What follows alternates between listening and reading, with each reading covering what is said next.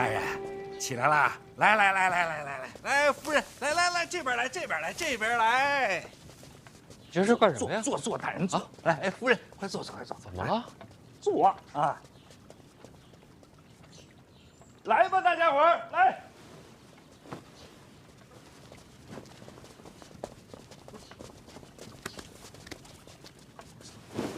一叔这是出什么大事了？怎么全来了？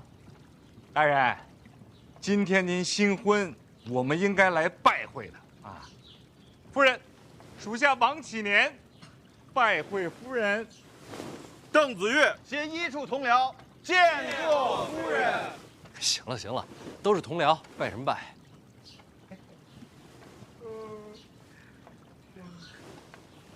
哎，这怎么一个个困成这样啊？昨天晚上干嘛去了？大人有所不知，昨天晚上啊，咱这门口太乱了，我呢就把一处的兄弟们都招呼过来，维持一下秩序。大家呢守了一夜。胡闹！监察院又不是私产，老王，罚你半个月俸禄，给兄弟们打赏。不能啊，大人，舍不得。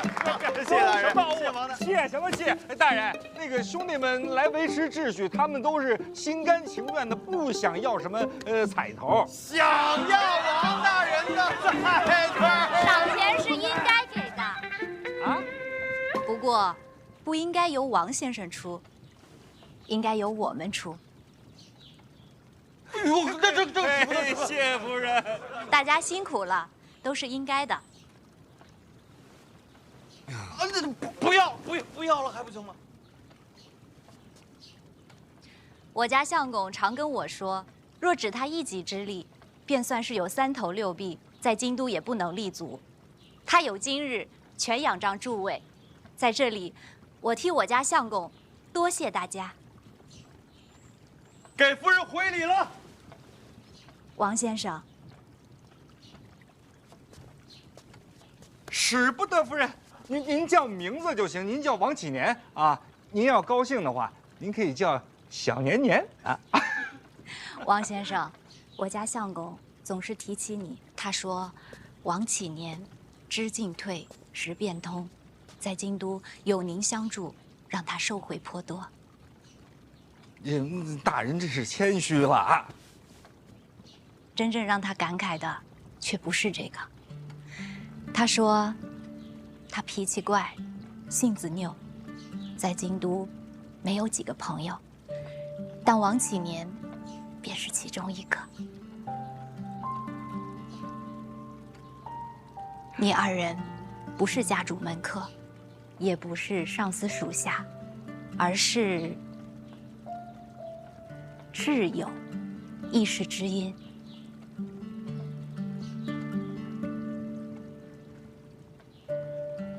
王先生，多谢你一直与我相公同行。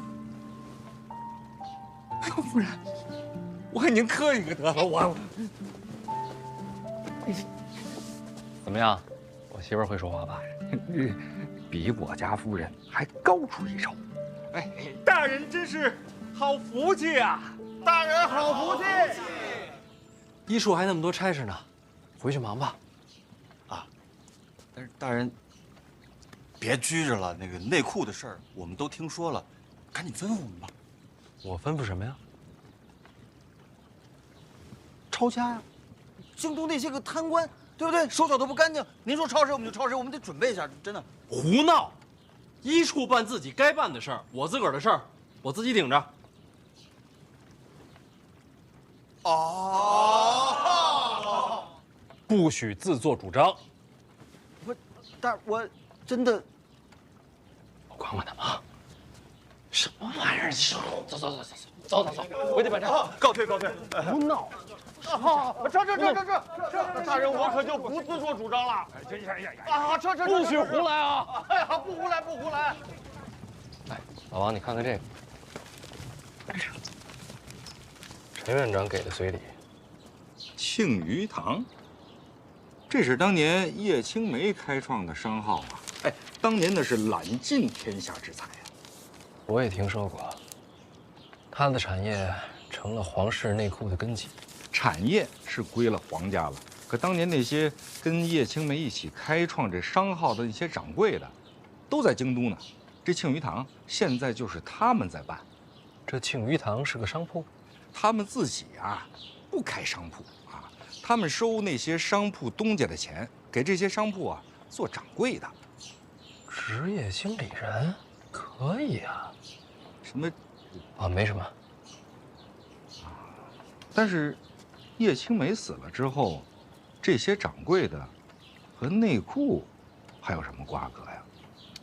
陈院长给留的谜题，总得过去看一眼。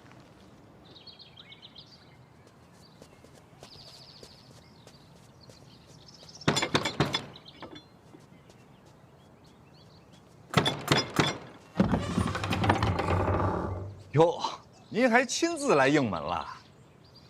这位便是庆余堂的大掌柜，啊，这位便是监察院提司范闲范大人。请。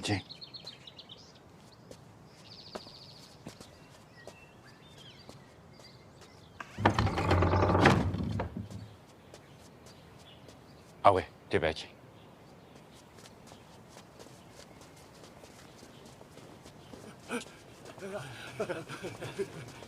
小范大人，小范大人，小范大人。这些啊，便是庆余堂的掌柜们啊。他们见了大人高兴。他们这是高兴什么呢？啊，这边请。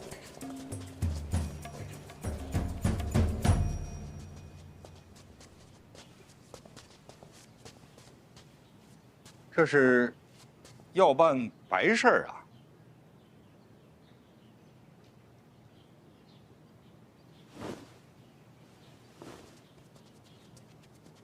是什么意思？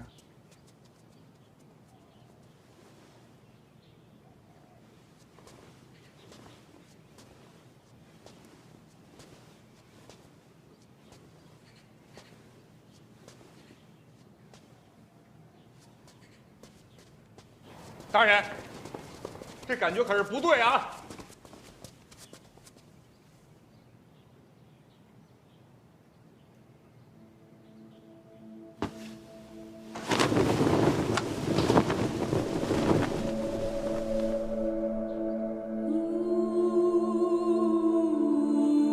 叶青梅。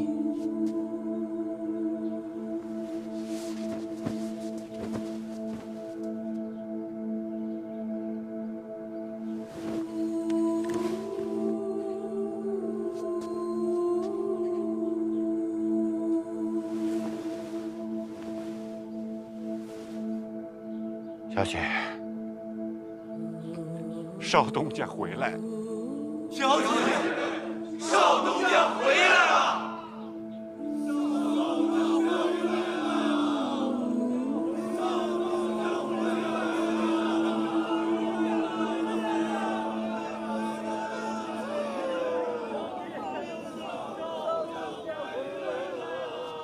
好了好了，我会陪少东家好好聊的。你们在这儿啊，惊着少东家了啊！告辞。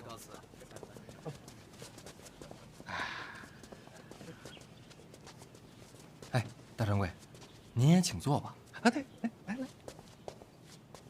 从小姐这儿论起，您是少东家，您在哪有我做的道理呀？啊，叶青梅是我娘。叶青梅是你娘？这位可信吗？不，大掌柜的，咱们可是相识这么多年，咱一直……我只信少东家了。信得过。少东家，其实你刚来京都，我们就知道了，我们还偷偷去街上瞧过您呢。您早就知道我是他的儿子？小姐亲口说的。他怎么亲口说呀？托梦啊？小姐生前曾经告诉我，您的名字也是她起的。我的名字，范闲。是的。这不对啊！我还没出生呢，他怎么知道我姓范啊？大人，您出不出生，您爹他都姓范，那您当然就姓范了。小姐出事之前曾经说起过，她可能不久人世。如果她能活下来，那你姓什么不好说。如果她过世了，那你一定就叫范闲。如果他过世了，我就一定叫范闲。这还是弄不明白呀。他是怎么死的？小姐说完这些话以后，没过多久，商号就给了皇室。后来我就再没见过小姐。具体是怎么过世的，我也不太清楚。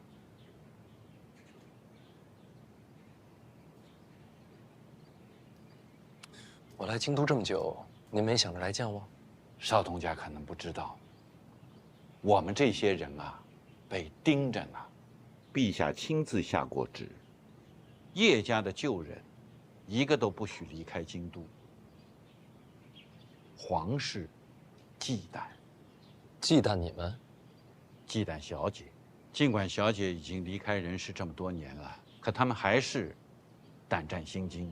就连我们这些曾经帮着做买卖的人，也被暗中盯着。我们不敢来找您，怕给您惹麻烦。可是，您到京都以后的种种事迹呢，我们都知道。您当年一直待在他身边做事？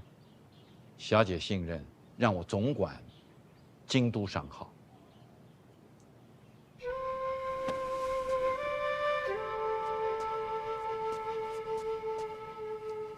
他是个什么样的人啊？人世间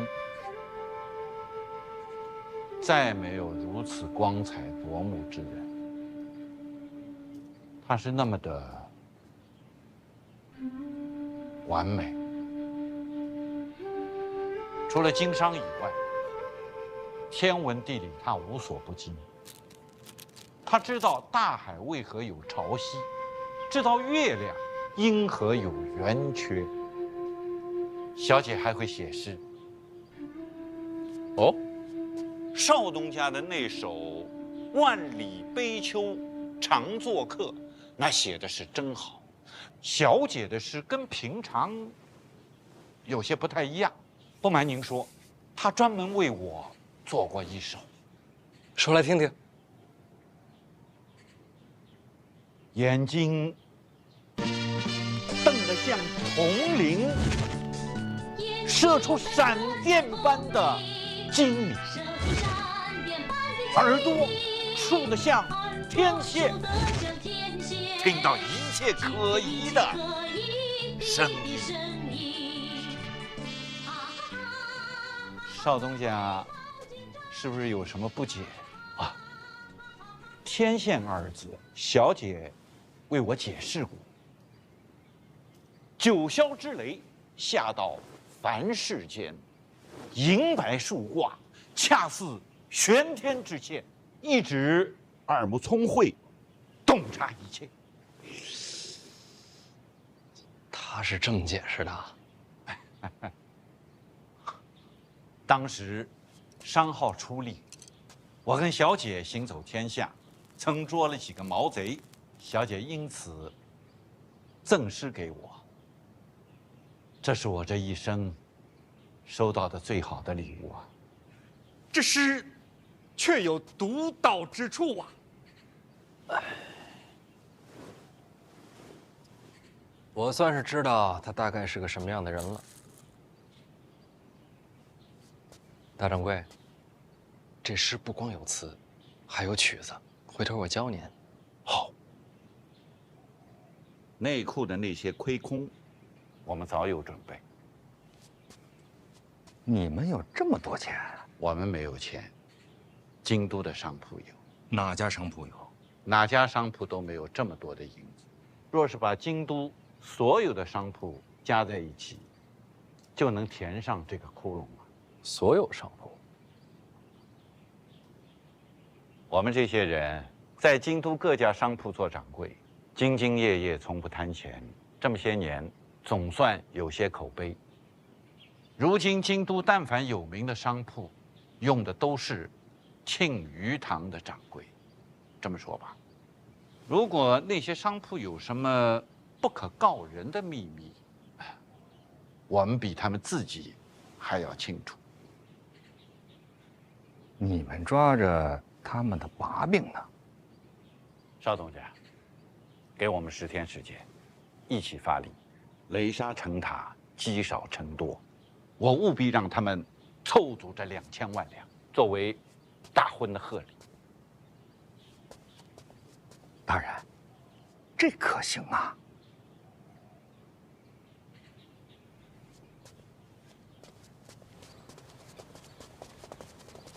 邵东家放心，咱们催账交给我们，不会影响你的官声。威逼商铺收取钱财，你们怎么收场？不放声，大不了不做掌柜了。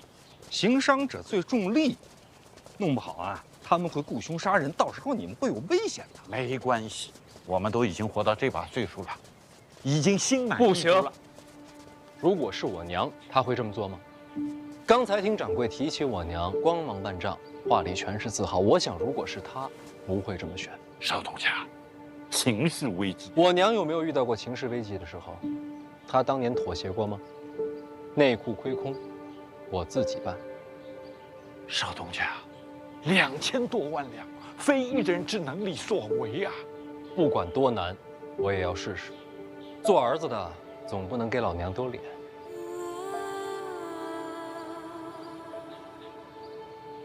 哎，不过确实有事情要麻烦大掌柜，把京都所有商铺东家的名字整理出来，列个名单给我。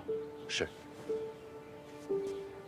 诸位，你们的心意，范闲心领。大掌柜，留步。大人，刚才大掌柜说的那个计策，我是觉得可行的。万一商户们动了杀机，我们可让医处的同僚来保护他们。先把人推下深渊，再拉他上来，性质就变了。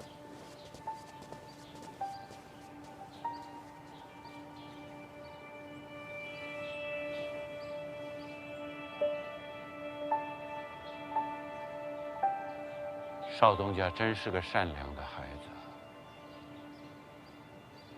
原来我以为小姐走了，那道光灭了。原来光还可以传承。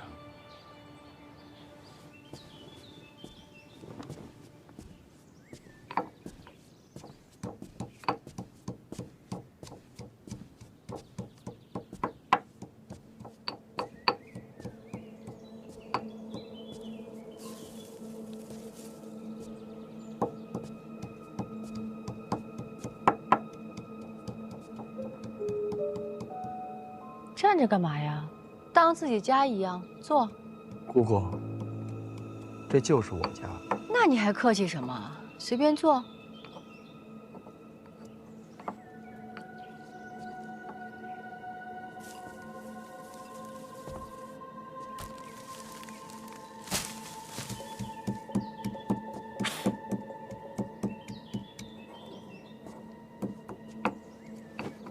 您这是干什么呢？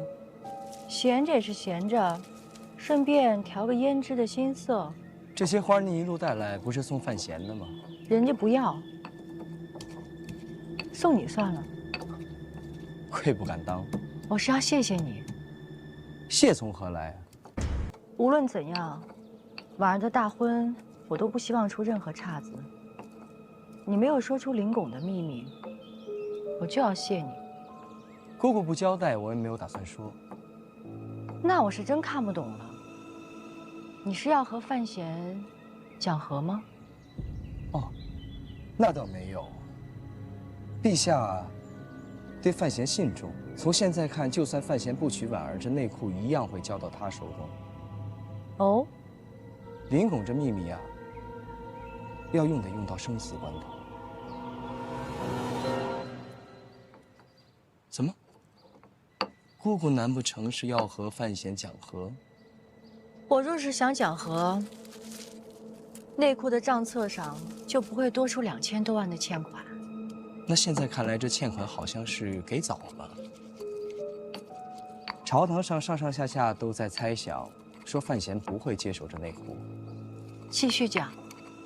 小范大人如今春风得意，何必要接手这烂摊子？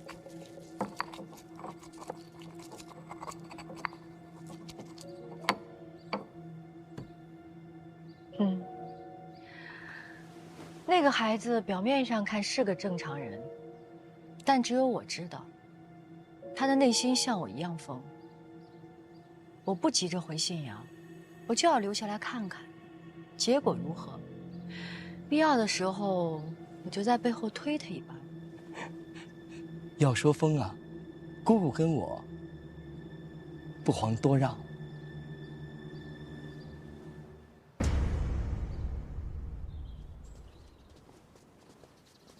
大人，这实在不行啊，我还有些私房银子，我都拿出来给您。你舍得啊？他自然是不舍得，但是您要是不好意思呢，您给我写个欠条，就算您借我的。那算利息吗？还给利息呢？那少算点儿。哎，我怎么还能跟您要利息呢？我行了，老王，心意我领了，不过真不差这一点。不，大人，我是真想为您解忧啊。少爷，门外来人，说是受叶掌柜嘱托，送来这个就走了。这叶掌柜办事可真够快的。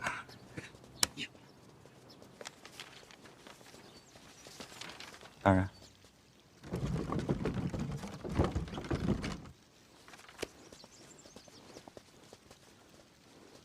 园长，你们是刚从青鱼堂回来，您这么快就知道了？他的身世你也知道了。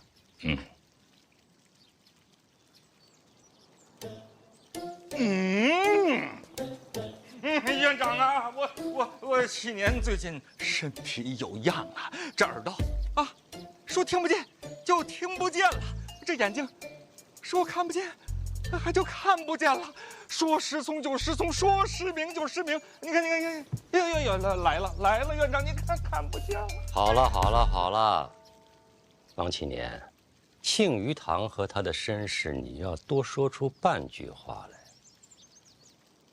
明白，7年告辞了。明白了。老王，我信得过，你吓唬他干什么？是你在吓唬我。我又怎么了？你不动用庆余堂，内库的亏空怎么办？庆余堂这件事儿是您的安排？内库亏空，陛下能不知道吗？陛下的安排。所以这笔钱宫里不能出，更不能动用户部。陛下留了一手，想利用庆余堂，让你顺利接手内库，这么大的礼，你给回了。可这事儿如果这么办的话，庆余堂那些掌柜就全完了。这事儿要是我娘，不会这么办，所以我也不这么办。志气可嘉，可嘉。可银子从哪儿来？银子我自有办法。在这之前，我想先去度个蜜月。蜜月。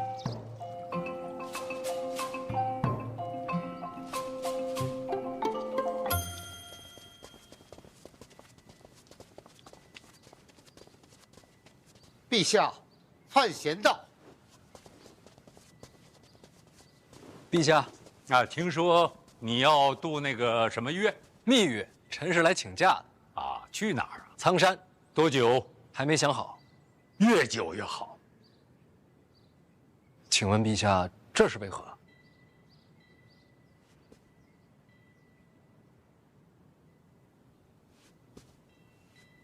有件事儿，朕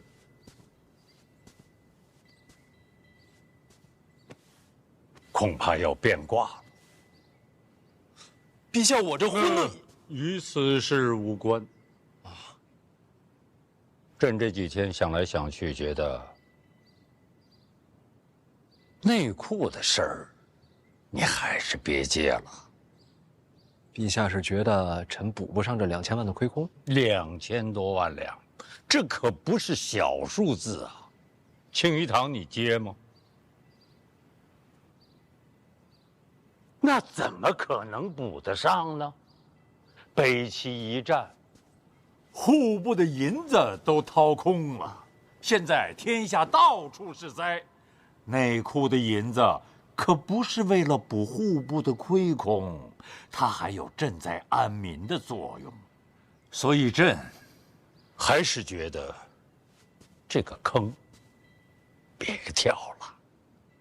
范闲呀，放手吧，这不是儿戏，这牵扯到方方面面的国事，而且也是陛下的旨意。对，是朕的旨意。那就更不能放了。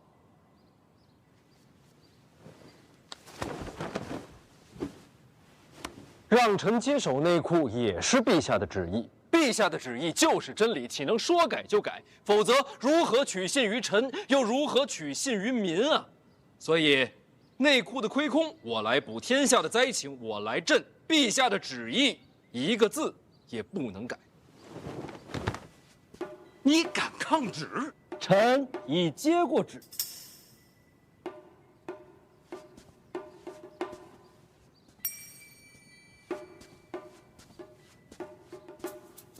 万一天下的灾民，臣提头来见。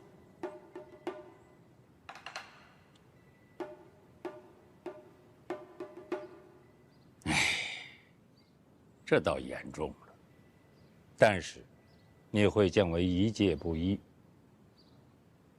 不，下你的大狱。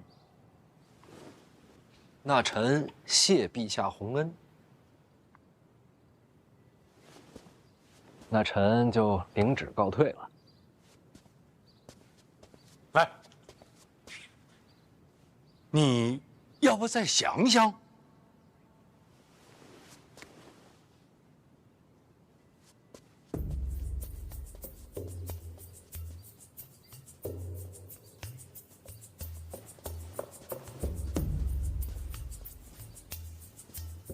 这哪儿来的底气呀？也许来自于苍山。苍山？也许叶青梅给他留下了很多的金银。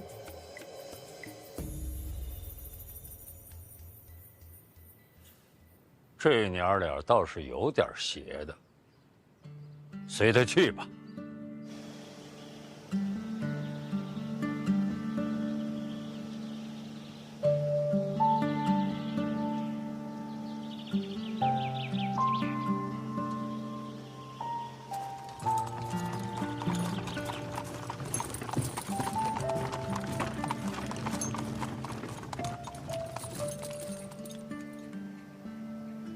金统领，又见面了啊！副统领，大人，是熟人啊。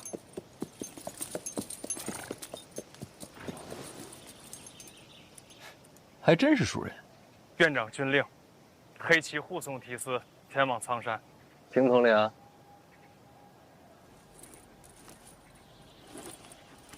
不能，周仪啊，您收来了。出发！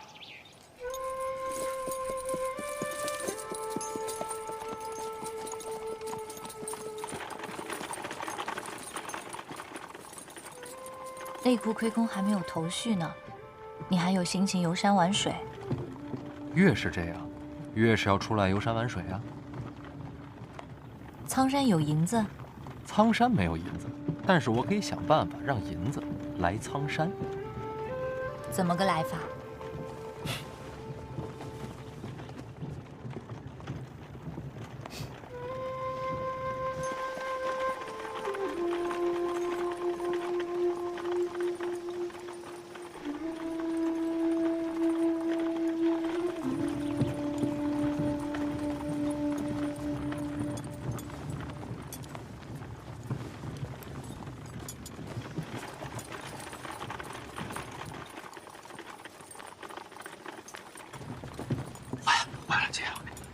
咱们让黑旗给包围了。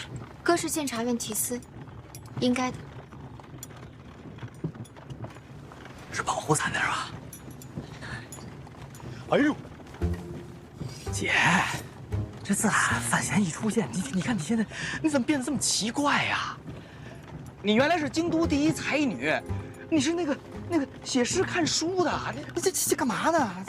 小刀拉蛤蟆，这叫青蛙，那不一样吗？小刀拉青蛙，你懂什么？这叫解剖。姐，咱非得在车上剖吗？车上练，手才稳。那你这练好了有什么用啊？哥教的，说学医都要练这个。你学的兽医？不会说也辅助。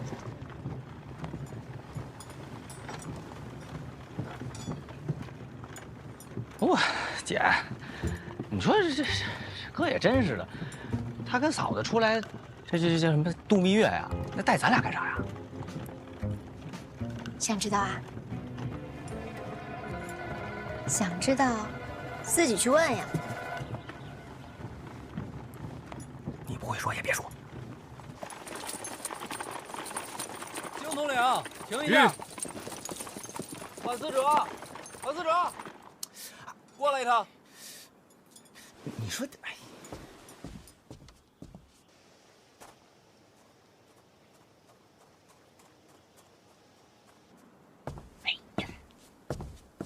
行了，走吧。去。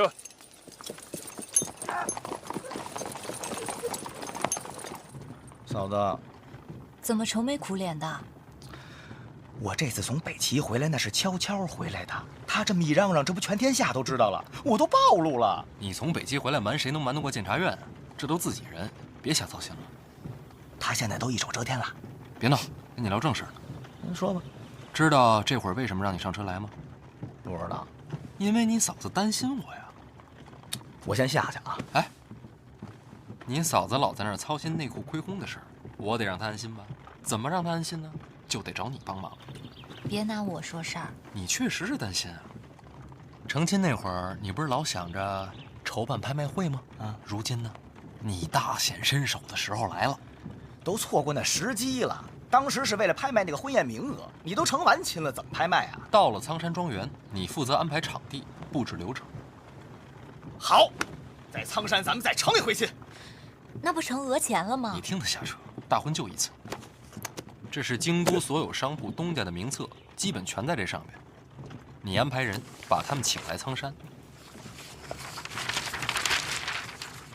人家凭啥呀？对呀，凭什么呀？我也没弄明白，我们凭什么去啊？苍山一聚，共赏山景。说的好听，其实什么意思啊？大家心里都清楚吧？哼，内库亏空，京都谁不知道啊？新官上任3把火，这祸可烧到咱们头上了。我还是那句话，咱们凭什么去苍山？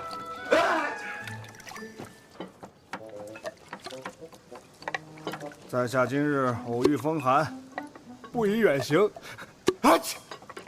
人家是诗仙，是重臣，这身份下请柬，谁敢不去啊？啊！说句实在话，在座的加起来，能凑出这2000多万两银子吗？我可没有抢，我也不行。穷归穷啊，这小范大人刚大婚，这份贺礼总是要补上的吧？哎，对，人可以去，礼金也可以准备，但准备多少就看命了。没错，只带礼金，其他没有。诸位，我已经找过督察院了。督察院那些青天啊，听闻此事那是愤怒不已啊！青天们说了，若小范大人敢恃强凌弱，他们一定血溅圣上，必除国贼。大家心里都有个底啊，安心去苍山。兄台，还是你想的周到啊！督察院的那些青天，真的愤怒了？怒不可遏，血贯同人呐！这叫什么？各位，这叫喜从天降。是啊，范闲他真是昏了头了。他如今召集京都商贾，就是为了逼他们散尽家财，然后替自己补内裤的窟窿。这范闲竟然如此狠毒！对，这也并不是什么坏事。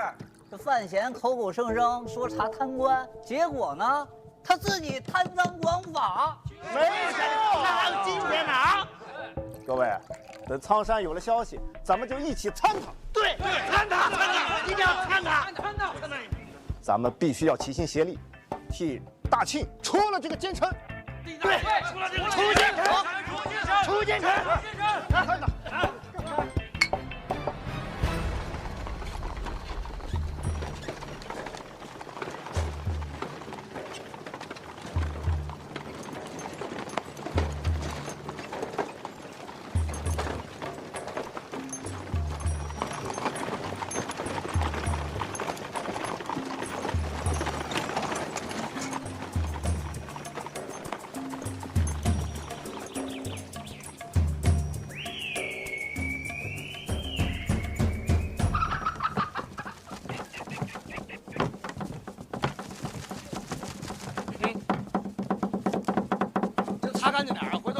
客人这拉肚赖你啊！哎，来，把这都给切了啊！切细点啊！哟，忙着呢。哎呦妈呀，哥哥，你可来了！你请那么些人来，我雇这么些人，人吃马喂，这不都得忙活做饭什么的？可以啊，你井井有条的。快，这得给你。这个说是什么叫贺宗伟，啊，说让我送给你，还说什么那个现在督察院都盯着苍山这块地儿呢，说随时准备参你，怎么办啊？请柬都送到了。送到了，那些个商贾已经陆陆续续准备出发了，估计过不了多长时间就能到了。哎，你跟我交一10亿啊，你是不是打算劫他们呀？那不成山匪了？那咱怎么讹钱呀？不是讹钱，是让他们主动交钱。不是他们疯了，就是你疯了。走。四叔，正好，你在商贾之道上有天分。我把我琢磨这道理呢，跟你讲一讲，你看看行不行？不行，我还没说呢。什么道理也卖不来2000万两啊！你有没有认真思考过，什么是财富？肯定是你疯了。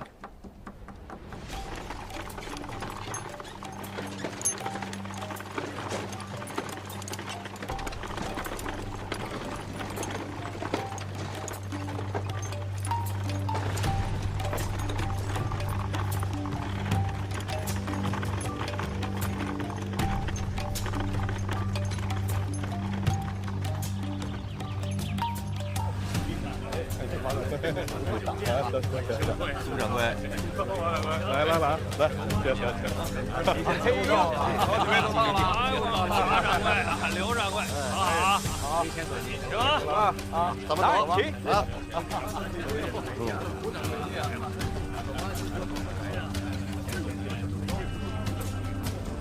我差不多也说完了，啊，时候不早了，准备出去接人。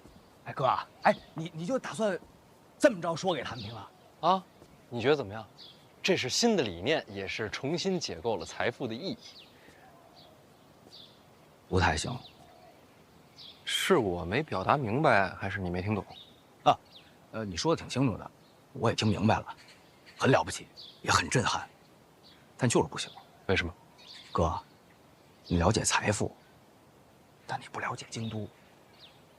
要按你这么说呀，我打赌他们肯定不会动心。所以呢？所以你就先说着，要是不成呢，你就叫我帮你说。你就这么有把握？但是你也得帮帮我啊！你稍微拖延一下时间，我得差人快马加鞭回京都拿到东西。行，时间肯定是能拖，那你要取什么？那可不能告诉你。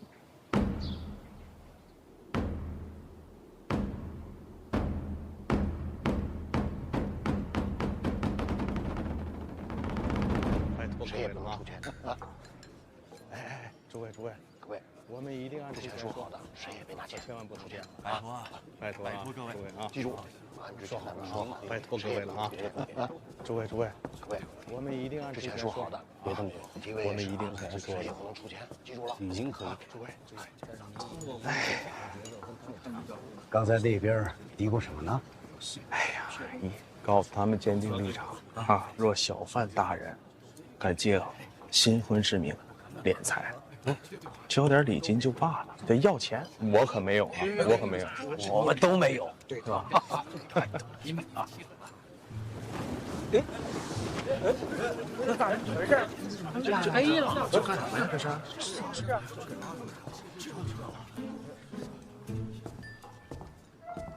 哎，来。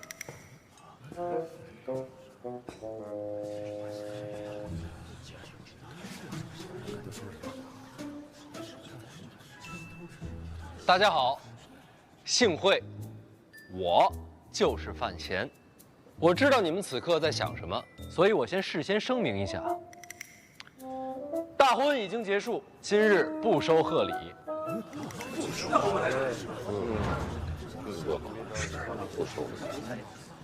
当然了，各位最关心的还是内库的亏空。这我话也说在前面，内库欠债，无论是于法还是于理，都应该我来还。若是如此，这还叫我们不是白担心了？你仔细想一想，若真是这样，把我们弄这来干什么？就是。再听，各位就又要疑惑了。既然这样的话，又何必把大家从京都请到这儿来呢？这红尘之中啊，每过一段时间，都会诞生一个超越时代的奇迹。这奇迹有时是人，有时是事，甚至有时可以仅仅是一个观念。观念是什么？观念大概就是个念头。念头。人生在世，若是能亲眼见证奇迹的诞生，又何尝不是一件幸运的事？所以我请各位来，就是想把这份幸运亲手的传递给各位，让各位都能亲眼见证到奇迹的诞生。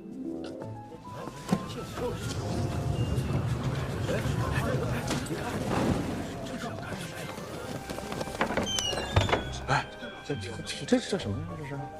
等一下，让我叫一下。那位问得好，这奇迹该叫什么名字呢？谁问了？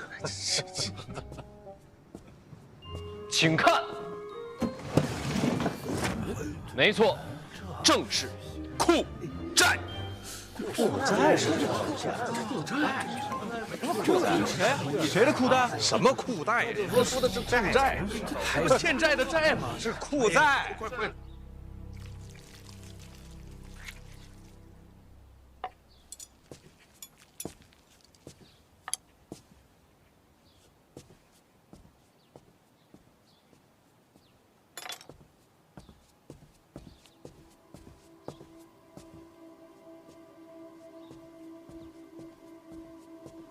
我们见过。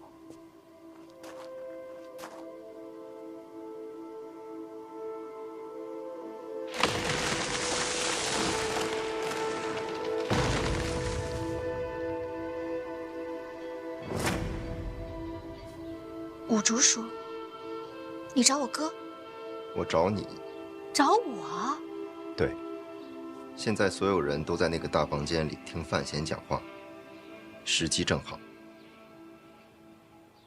各位，那么这库债又是何物呢？咱们顾名思义，库是内库的库，债是欠债的债。这所谓库债，便是内库欠债。怎么样？说了半天又绕回来了。回来。各位都知道，我名下办了个淡泊书局，这几日费了些力，把第一批库债给印出来了。这每一份债券，都代表着内库的一份欠债，数额和期限各不相同，而这数额和期限的不同呢，又对应着相应细则的不同。当然了，这些个细则我就不在台上赘述了，等下会书写成文分发各位。咱们就挑最重点说。拥有了它，就相当于你拥有了一份内裤的欠债。什么是拥有欠债啊？就拿这张来说吧，这张是5000两，相当于你花了5000两，买得了内裤的债主之位。表面上你是替内裤还了5000两的亏空，实际上将来内裤盈利之时会连本带利全部还给你。不仅如此，这债券可以交易，可以流通，甚至必要之时可以根据规则提前兑换。这谁不明白呢？这还是逼我们拿钱补亏空吗？没错，2000万两的欠债都在这儿了，竞价出售，价高者得。怎么个竞价呀？意思就是你出了5000两，人家出6000两，这债权就归了人家。够狠的，不止2000万。那每个人最少买多少？自愿购买，先到先得，售完为止。还自愿，傻子才买。就是。各位可能还要问了，那我花钱买了债券，补上了内裤的债务，那我能得到什么呢？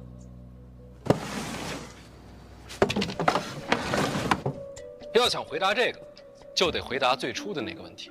在座各位都是经商多年，手段高超，我问你们一个问题：什么是财富？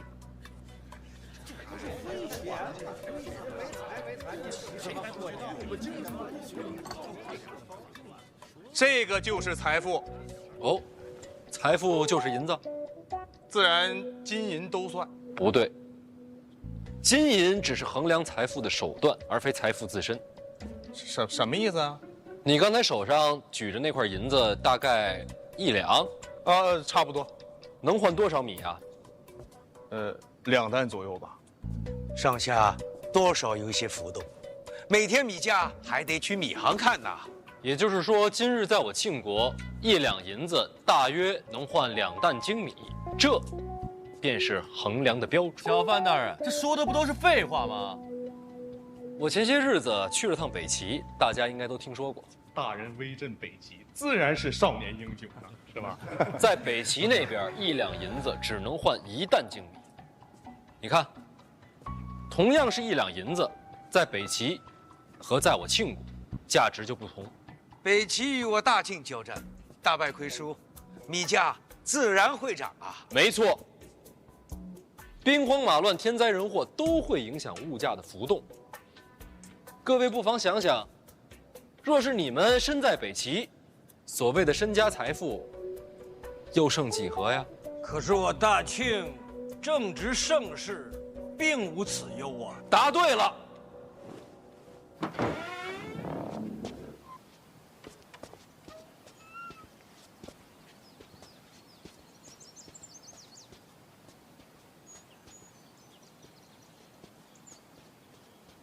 要不是你带我来这儿，我还不知道别院有这么个地方。我之前在这里住，所以很熟悉。你这次来怎么不找我哥？你怕死吗？当然怕。若为范闲呢？我哥怎么了？要你保护他。我哥有危险。或许有人要杀他。那没事的，我哥身手可厉害了。再说他有护卫。都没用，不够强。人可不少。再多也是一样。这么强，到底是谁要杀他？我大庆国运昌隆，长久治安，正是维系金银价值的基石啊！所以啊，财富并不仅仅是指金银本身，更是与国运、国力息息相关。大家觉得我大庆国运如何呀？那自然是国运昌隆，军民臣贤。那就对了。这国运国力本就是维系财富乃至将来不断增长的重要底蕴。由此可见，我内库前景一片光明。各位，不妨放眼未来，若你们持有库债，意味着什么？意味着长远投资，稳赚不赔。还有这么好的事儿？那个，好啊，那那个小范大人说的好啊，宇奔，你听明白了吧？我明白。小范大人一番话，如雷贯耳，醍醐灌顶啊！对。哎，各位，这小范大人什么人啊？这可是国之重臣呐，既在监察院，又掌管内库，啊，人家都开口了，你们大家都听不懂吗？哎，小范大人，您那个什么库债，我出200两，就当给您大婚的贺礼了。哎呀，我小范大人为了内库亏空，尽心竭力做了这么多，200两银子你也说得出口？大人，我买500两，现在就买。那我们大家都买啊！那我就300两。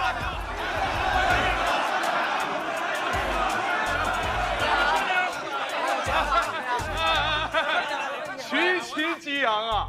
小范大人，什么欠不欠债的，我们这样都不用还，是吧？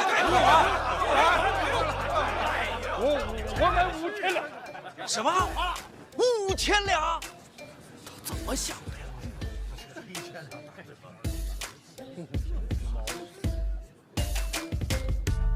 你们是不是没太听懂啊？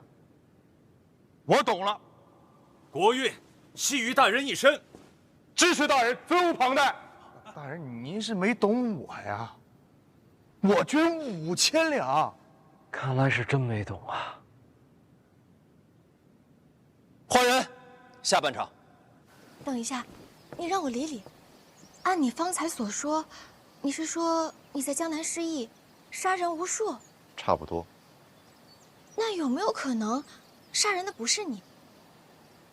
有可能。那就没事了。如若真有这么一个人，他的战力也该与我相近。冒昧问一下，你是什么战力？能打大宗师。你要我保护我哥，去抵挡一个大宗师？不是抵挡，是杀了他。杀一个大宗师，也或许是杀我。兀竹说，我没练过武。我知道。一个普通人怎么可能抵挡大宗师？人改变世界，靠什么？勇气、智慧、美貌。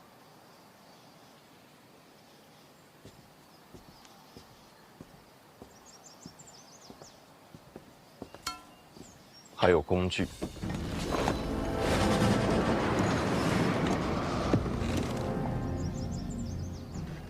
这是留给我哥的，怎么会在你这儿？是我拿出来的。偷的？如果我连自己都不再相信，我需要找一个人替我保护范闲。这里面的东西能伤害大宗师？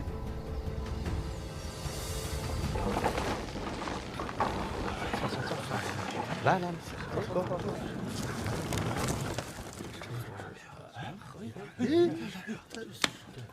怎么换他了？这是诸位，饭菜都还可口啊。有什么不爱吃的，您跟我说，我让他们稍微给各位编排一样。这谁呀？好像是犯死者。他不是犯错了，不在京都吗？找死吧你！哦，不认识。行，放这儿就行，下去吧。首先做一个自我介绍。我本人呢，也是一个非常痴迷于经商的小晚辈。听说今天这边啊，商贾云集，来了很多大前辈。本来呢是想和前辈们交流一下经验，但是真没想到啊，我哥，我国著名的小范大人，刚刚这一席话呀，真是醍醐灌顶，可谓是一语惊醒梦中人，说的实在太好了。也不知道小范大人这个脑袋，他这是怎么长的，里头装的是什么，怎么能想出这么多的点子？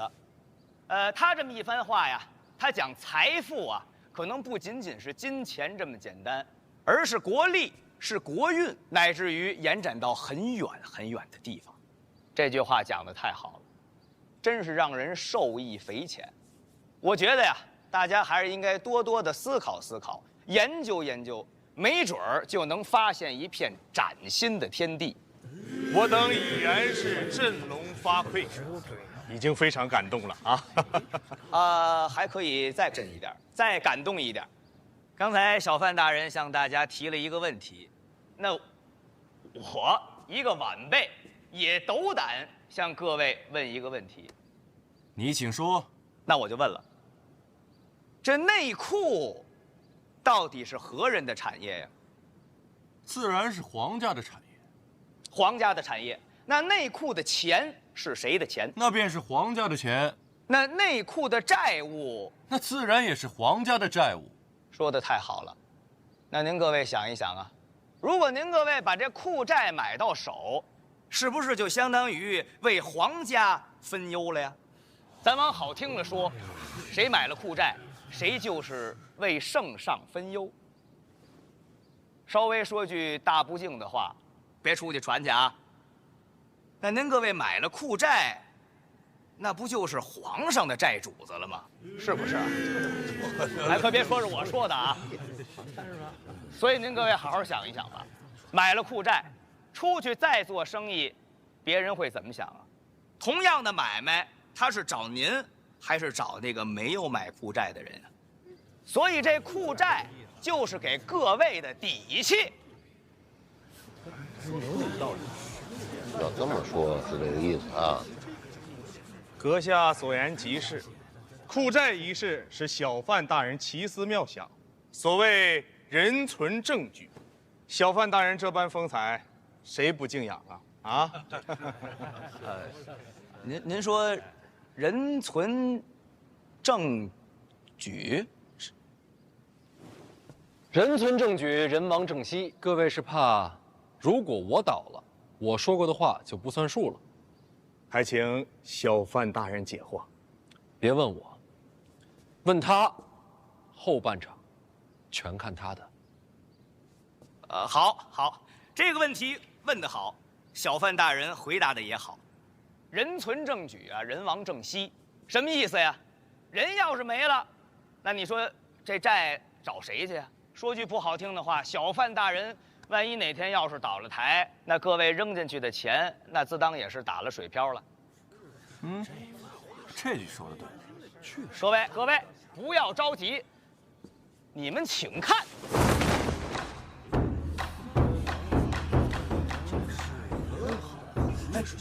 想必大家伙也知道，前段时间小范大人大婚，当今圣上御笔手书了4个大字送到了府上。我就问一句，京都这么多家名门，哪一位在成亲的时候，皇上亲自手书送了一块匾，有吗？没有，小范大人独一份儿，独一份儿。我再问问，这4个大字怎么念呀？百年好合。什么叫百年呀？100年，少1年99年都不能算是100年。这4个字就是当今圣上和小范大人之间立下的契约，是皇上对范家的信任，也是诸位在日后能够更上一层楼的机会。大家好好想一想吧，过了这村儿，可就没有这店儿了。等到下一次能和皇室攀上关系，可不知道是猴年马月了。来人呐，把匾请回府上。多谢诸位。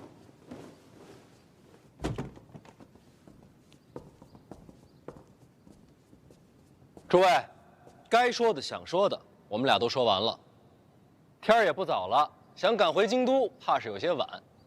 各位要是不嫌弃，就在苍山暂住一晚，明天再回城。关于库债的事儿，我说话算话，售完为止，全凭自愿。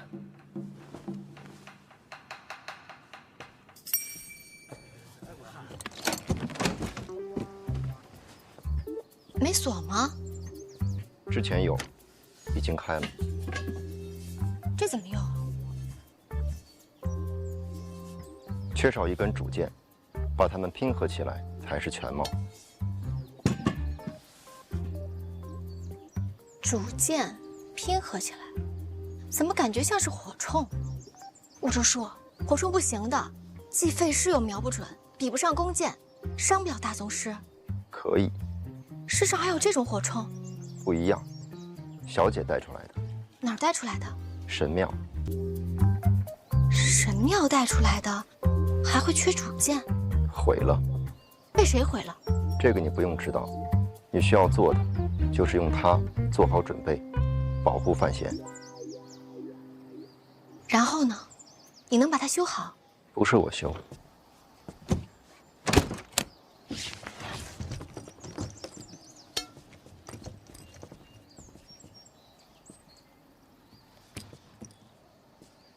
保护范闲是个秘密。我不说。包括我哥吗？是的。为什么选我？在这个世界上，对你来说最重要的是什么？当然是我哥。这就是理由。哎，就这么走了？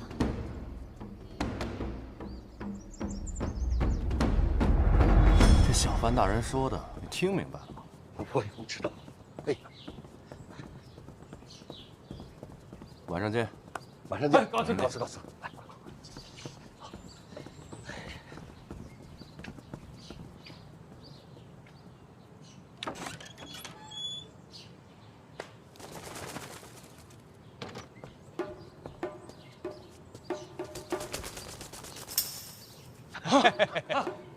哎，一会儿我上去啊，回去。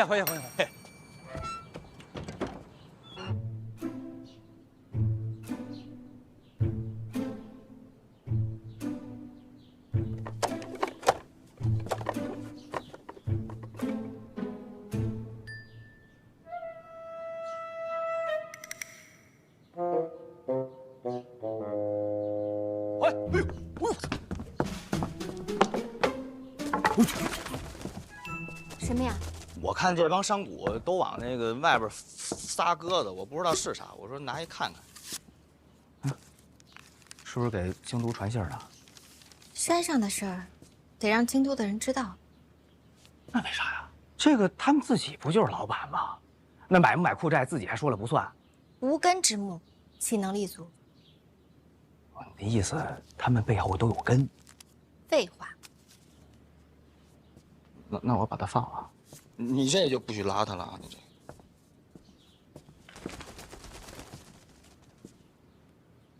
范司者，你还真行啊，还能上台说话。那可不，姐，哎，我这么跟你说，范闲那套厉害归厉害，我都没听说过。但你得这么想啊，我要是都没听说过，那帮商贾们能懂吗？啊，你说范闲拽那些个词儿，什么国运吧，又财富吧，那些那商贾们根本就不明白，能打动他们的就俩字儿：皇室。你还得意起来？那不该我得意吗？说得意吧，其实还欠点什么，反倒是有点担心。担心什么？我本来以为啊，把皇上一搬出来，他们吓得就把钱全交了。那可是你说，要是把消息传回京都，怎么了？库寨这事儿前所未有，我怕他万一，他要是触犯国法可怎么办呀？那没事儿，那就好。下半场是你说的，军务戏言也是你讲的。要真出了事儿，拿你交差不就完了？啊！还不能憋着这个呢吧？我可是帮他呀！哎呀，我这不能，绝对不能。我们俩现在关系还不错。对，肯定不会。库寨嘛，怎么能算犯法呢？当然算了。什么库寨？我大清立国以来，从未听过此种事物。这逆子，胆大包天，还什么分担皇室债务，属实荒唐，国法难容。正所谓，子不教，父之过。要我说，先把范闲押回来，然后我这尚书也抹掉。家风不正，没脸做官，回儋州养老算了。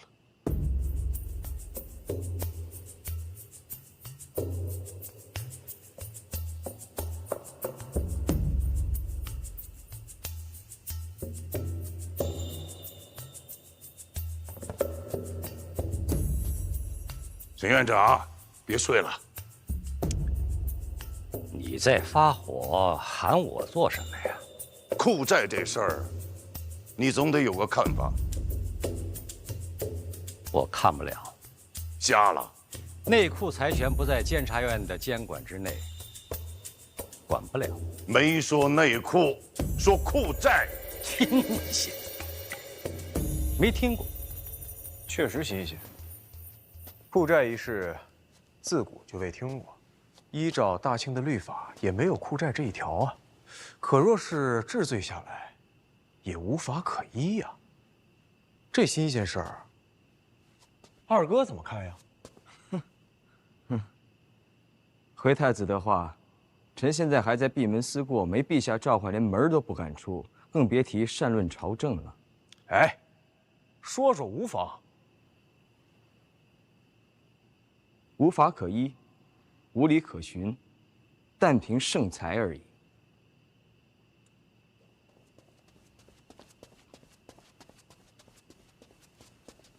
诸位都到了，请随我来。哎，陛下在哪儿啊？不知道。不知道，那你带我们去哪儿？后花园。深更半夜后宫花园，做什么？班花。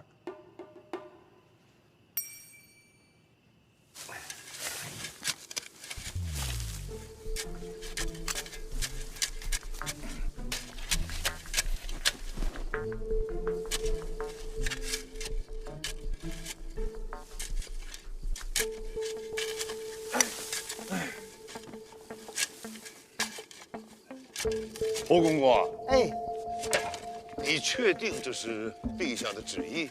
范大人，老奴有天大的胆儿，也不敢假造陛下的口谕呀。这是闹的哪一出？哎，啊，就是班花儿。就咱们几个人吗？您吓人呐！陛下早就有旨意，这一片啊，不许宫内下人靠近。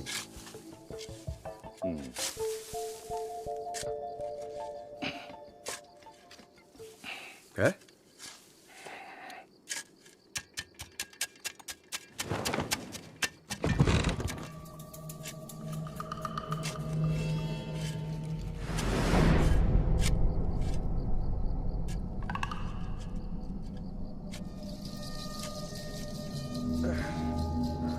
范大人，您辛苦。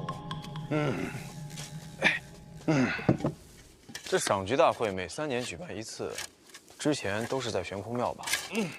确实如此啊。这也不是什么珍贵的花，为何让我们亲自送过去啊？陛下喜欢啊。陛下是想告诉我们，这赏菊大会啊，他很重视。那为何要在此时告诉我们这些呢？